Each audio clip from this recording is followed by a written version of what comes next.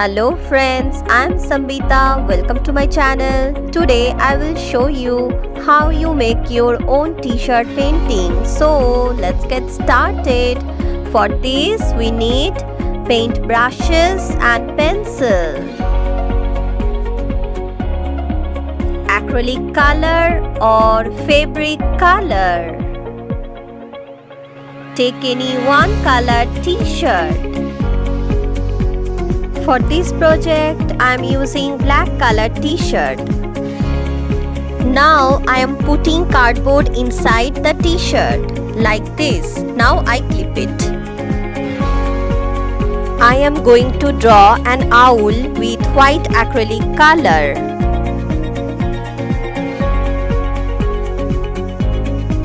Choose your own design and color you like and do it as you wish.